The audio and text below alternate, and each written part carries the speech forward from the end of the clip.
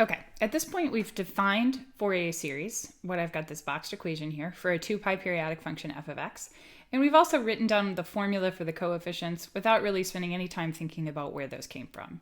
What I'd like to do now is go through the process of finding the Fourier series for a particular function. And we'll see that this takes a little bit of care in comparison to, say, having to find a Taylor series. It's a little bit more of an involved process. And the example I'd like to work with is the one that we actually graphed in the beginning of the last video. And that was, instead of me redrawing the graph, let me write down the definition of the function. F of x is 2 pi periodic, where we could define on one of those periods f of x to be equal to minus pi over 2 when x is between minus pi and 0, and positive pi over 2 when x is between 0 and pi. So this is often a way that a 2 pi periodic function could be presented by giving us the information of what it looks like on one full period, and then indicating that it is 2 pi periodic so that we know that we can repeat that. So our task here is to find the Fourier series for this function f of x. And I know that the form of my Fourier series is going to look like what I have in this box up here. So my task is to fill in these green boxes. So looking at my bullets, I have 3 integrals that I need to consider in relation to this function. So let's start with a sub 0. According to our formula, a sub 0 should be the 1 over 2 pi, the integral from minus pi to pi of f of x. Notice that in integrating from minus pi to pi, we have constants, but I really have this piecewise function that I want to break into 2 pieces. So on the interval from minus pi to 0, f of x is defined to be the constant minus pi over 2. On the interval from 0 to pi, f of x is defined to be the constant pi over 2. And what we can see here, you can either use geometry or go through and evaluate these directly, but these are going to cancel out. So I have this 1 over 2 pi. I could bring out a pi over 2. And notice that we are going to have a few things here. So I have my negative 0, and then let's see. So this is going to be, I took out pi over 2, so this would be antiderivative negative x. So essentially, we're going to have here minus 1 times the length of our interval. So I think about that rectangle. And then here we're going to have positive 1 times the length of our interval. And those are going to cancel out. I'll also point back to when I wrote down a sub 0, I pointed out that that represents the average value of the function from minus pi to pi. And again, if you were to look at the graph we had before, I could deduce that the average value would be 0 from that. So what does this mean? This means when I write my Fourier series in the end here, we're not going to have this separate constant function. So now let's go on to a sub k. So a sub k is defined to be 1 over pi, the integral from minus pi to pi of f of x now times cosine of kx. Yet again, I can split this into 2 integrals by focusing on breaking this at 0. So this, I bring my 1 over pi out front, and so we're looking at the integral from minus pi to 0 of minus pi over 2 times cosine kx, plus the integral from 0 to pi of positive pi over 2 cosine kx. So we have a constant multiple of this cosine function. In finding the antiderivative, the one thing we want to be careful with is the k in here. So we could more formally do a u substitution, letting kx be our u. Or we can kind of think about the consequence of that multiplier. If I were to take the derivative of a trig function that had kx on the inside, that would bring out a multiple of k. So the antiderivative would bring out the 1 over k. So when I'm finding these antiderivatives, I want to keep that in mind. To begin with, I have my 1 over pi still out front, and I could bring out a positive pi over 2 from both. I just have to remember that there's still a negative in that first integral. So to begin with, the antiderivative of negative cosine would be negative sine. So in this first integral, I get a negative 1 over k sine kx. And we evaluate that from x equals minus pi to x equals 0. The antiderivative of positive cosine is going to be positive sine. So we get plus 1 over k sine kx, evaluating from x equals 0 to pi. And at this point, notice that sine of 0 is certainly going to be 0. But also, when you plug in plus or minus pi, we're going to get 0. So kind of off to the side, I'll make a note of this. Sine of k pi would equal 0, and sine of minus k pi would equal 0. Remember that k here is representing our index on our sum, so we know that k ranges from 1, 2, 3, etc. And sine of any whole number multiple of pi is going to evaluate to 0. The consequence is that both of these, when I plug in all 4 of these, like minus pi and 0, 0 and pi, all of these things are going to give me 0. And so every single a sub k coefficient is going to be 0. So when I come back to my Fourier series here, for this example, I expect my Fourier series to only include the last part. And that's okay. So everything else is 0 so far.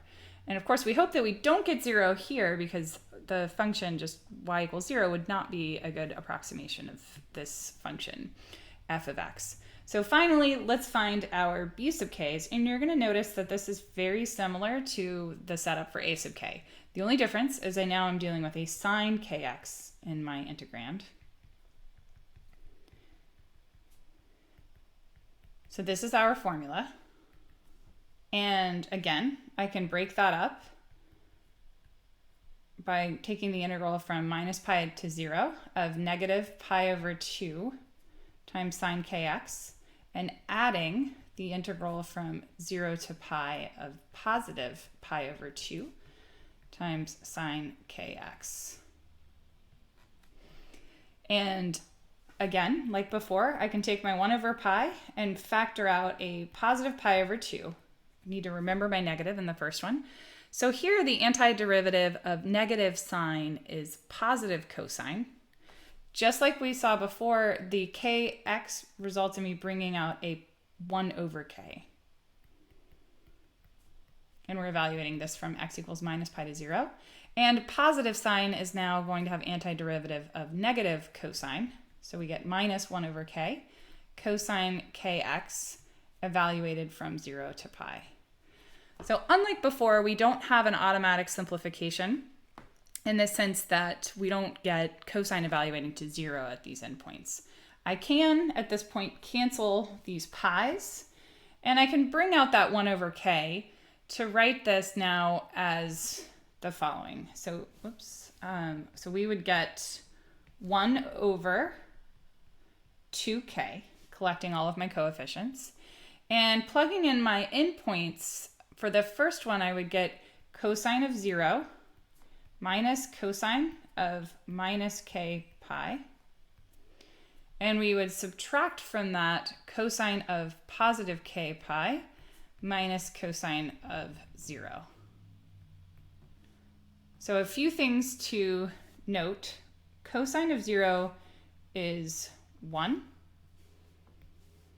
I have a positive one of those, and I have another positive because I distribute my minus sign. So negative cosine 0 is just cosine 0. So we can collect those. So that's 2. And then I have minus cosine minus k pi. minus cosine of positive k pi. Now, one thing that I'm going to do here is rewrite this as 2 minus 2 cosine k pi. So let's think about why I can do that. Essentially, what my claim is that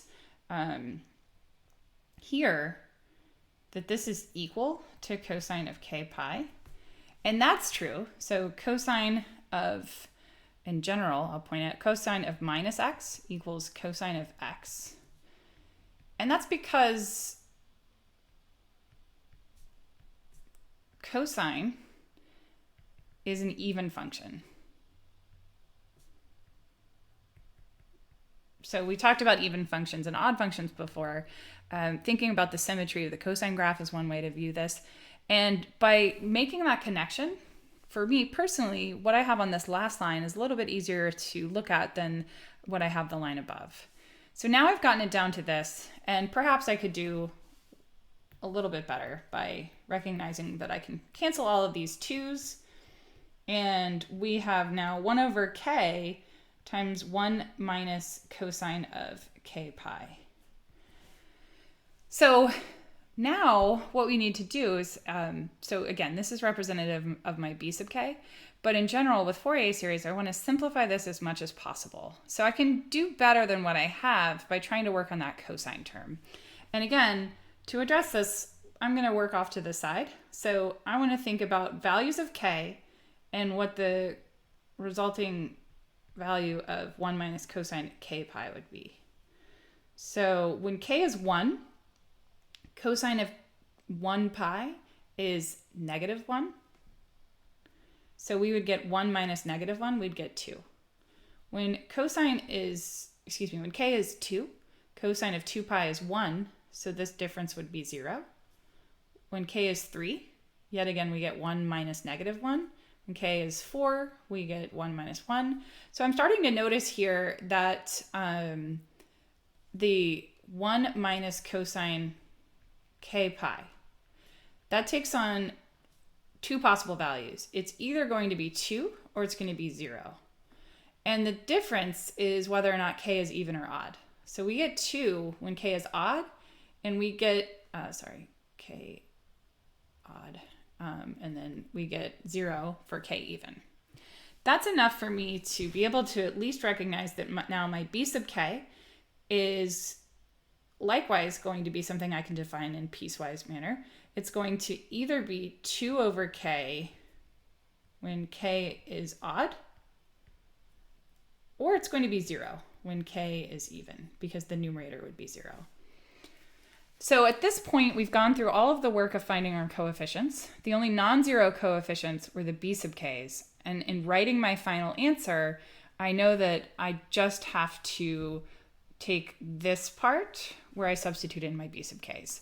I'd like to write it in sigma notation, but I will say that takes some practice to get used to what that would look like here. So I have this pattern. This is my b sub k, remember. So we're seeing that every other b sub k is 0. So the Fourier series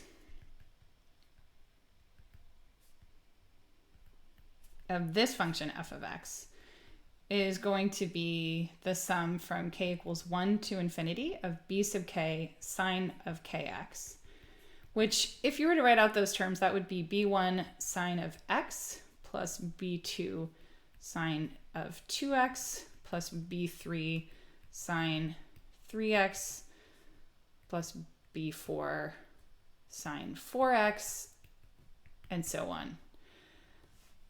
Now, we know what our b sub k is. That's this formula or this. And so I can actually substitute those values in. So we said that when k is odd, 1 is odd, we would get 2 over k. So b1 would be 2 over 1. And then we'd get 0 as the coefficient of sine of 2x, because 2 is even. And then we'd get 2 over 3 for b3. And then we'd get 0 for sine of 4x coefficient, because 4 is even. So this is the pattern. And sometimes by writing out the terms, it can be helpful to put it into sigma notation. And what's going to happen is we need to express this in a way where essentially we skip over the even k values. So I notice a few things. The coefficient always has a 2 in the numerator if we're skipping over the zeros. And what we put here has to match what we put here. So kind of noticing that with our pattern here. When we had a 3 here, we had a 3 here. When we had a 1 here, we had a 1 here.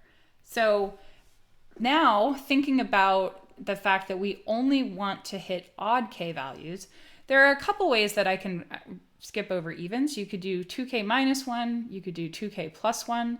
I'm going to opt for 2k minus 1 here because the way we express this starting at 1, if k is 1, 2k minus 1 is likewise equal to 1. So if I had put in 2k plus 1 here, then that would have started me at my sine of 3x term. I would have been missing something. So what I have here is equivalent, or a way of concisely writing what I have in the ellipses notation above.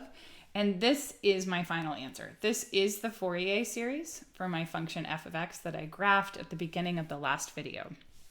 So it is evident from here that looking back at our work, that this is a long process of coming up with the appropriate Fourier series.